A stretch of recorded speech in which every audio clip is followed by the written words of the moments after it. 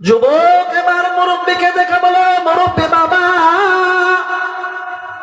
কি ব্যাপার? কলাগুলো বিক্রয় হয় নাই নাকি? কলাগুলো নিয়ে আপনি চলে আসতেছেন ফেরত, কি ব্যাপার? মনটা কেন খারাপ?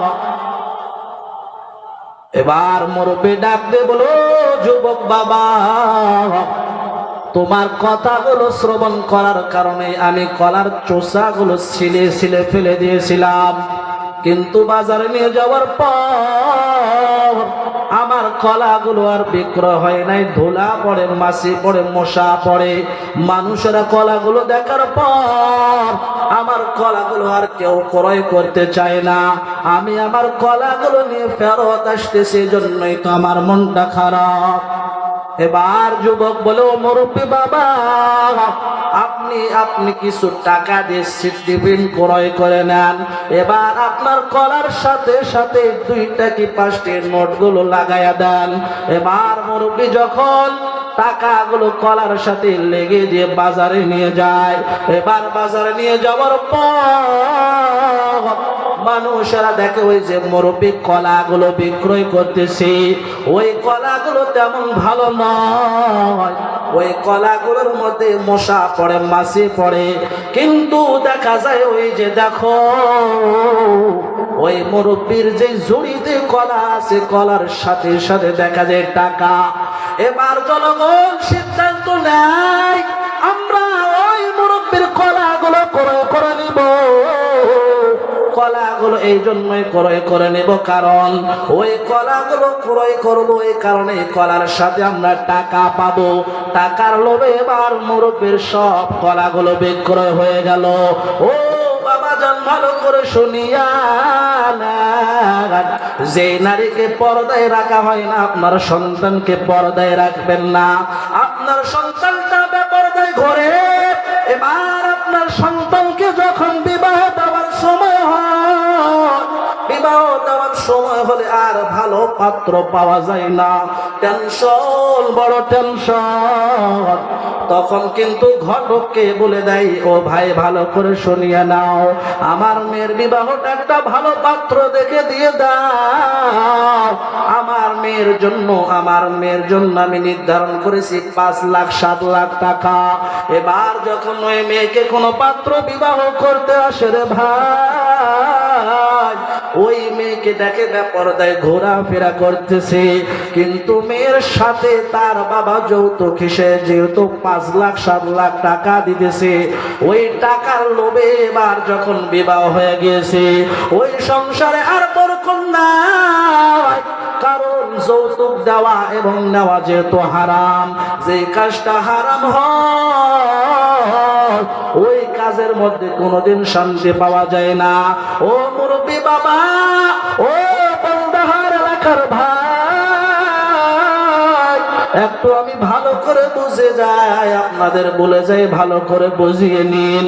আপনার জন্য আপনাকে আল্লাহ একটা মেয়ে দান করেছেন। মেয়ে দান করেছেন মানে তো আপনার জন্য একটা জান্নাত। আল্লাহর পয়গম্বর একজন সাহাবী ডাক দিয়ে বলো, পয়গম্বর,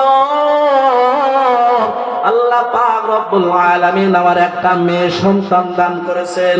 আল্লাহ রাসূল ডাক দিয়ে বলেন, ও সাহাবী, তুমি একটা জান্নাতের মালিক। আবার বলে, আমার আরেকটা সন্তান। নবীজি বলে, তুমি আরেকটা জান্নাতের মালিক। সাহাবী বলে, অমুক সাহাবীর 3টা সন্তান, 3টা মেয়ে সন্তান।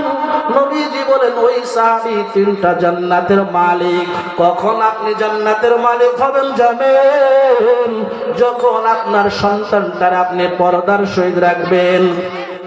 এবার বাবা পর্দার সহিত রাখার পর এই সন্তানটাকে যখন একটা ভালো পাত্রের হাতে উঠিয়ে দেয়, বিবাহ দেয়, আল্লাহ রব্বুল আলামিনের পয়গম্বর বলেন, যতক্ষণ ওই সন্তানটা বাবার কাছে ছিল, বাবার দায়িত্ব ছিল, যেহেতু বাবা এবার ভালো পাত্র দিয়ে সন্তানের বিবাহ দেয়, আমার আল্লাহ ওই মেয়ের বাবার জন্য জান্নাত নির্ধারণ করে দিবেন। সুবহানাল্লাহ।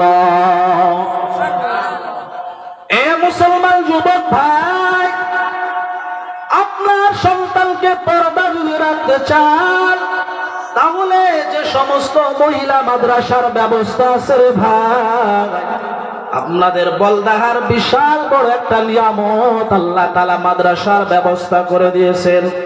আপনার সন্তানটাকে যখন মাদ্রাসায় দিবেন, আপনার সন্তানটা পর্দার সহিত থাকবে। শুধুই পর্দার সহিত থাকলো না, আপনার সন্তানটা একজন নেককার হলো, হাফেজা হলো।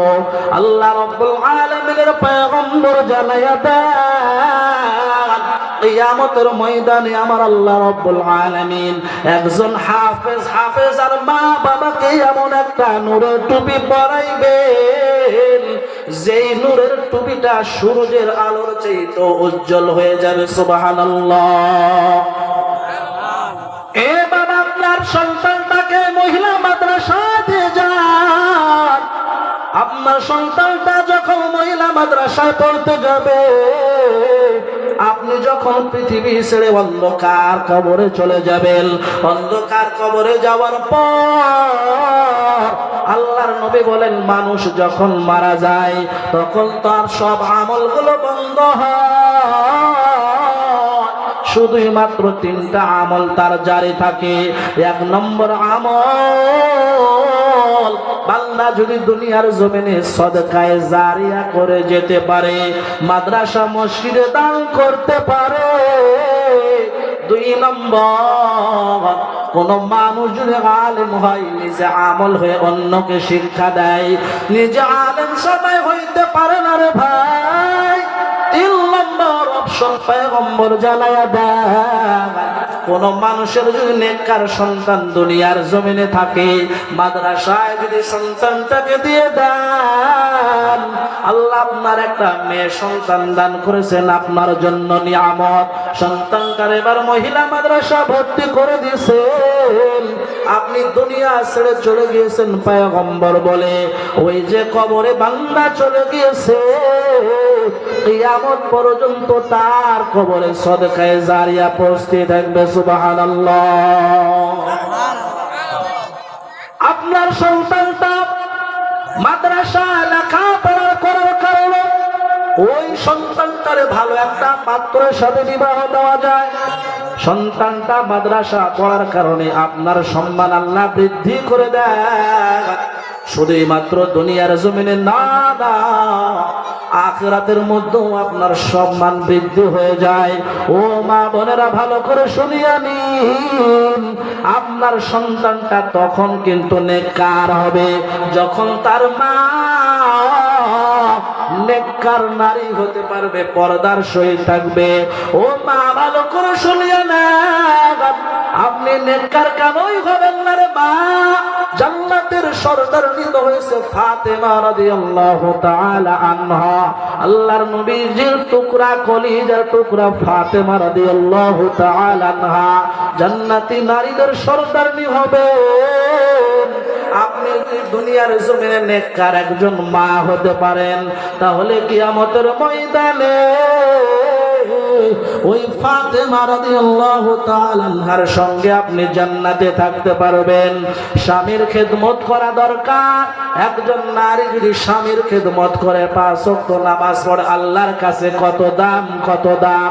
বাইজিদ বুস্তামি রহমাতুল্লাহি আলাইহি, আল্লাহর ওলি, একবার একটা গাছের নিচে বসে বসে আল্লাহর জিকির করতেছে। হঠাৎ একটা পাখি গাছের উপর থেকে আল্লাহর ওলি বাইজিদের শরীরের মধ্যে প্রসাব পায়খানা করে দিয়েছে। আল্লাহর ওলি বাইজি রহমাতুল্লাহি আলাইহি ওই পাখির দিকে যখন তাকাইছে, পাখিটা সঙ্গে সঙ্গে পড়ে গিয়েছে। এবার আল্লাহর ওলি বাইজি চিন্তা করলো, নামাজের সময় হয়ে গেছে, নামাজ পড়তে হবে, কোথায় পানি পাওয়া যায়।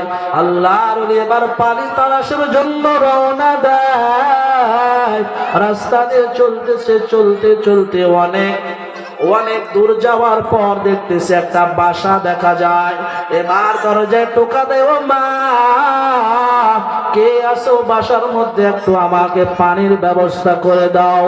বাসার মধ্যে থেকে কোনো আওয়াজ পাওয়া যায় না রে ভাই। আল্লাহর ওলি আবার বলে ও মা কে আছে একটু পানি দাও। তৃতীয়বার বলে এবার কোনো আওয়াজ পাওয়া যায় না। আল্লাহর ওলি এবার একটু আওয়াজ জোরে বলতেছে ও মা কে আসো পানি দাও। এবার বাসার মধ্যে আস্তে করে মা আওয়াজ দেয় ও আল্লাহর ওলি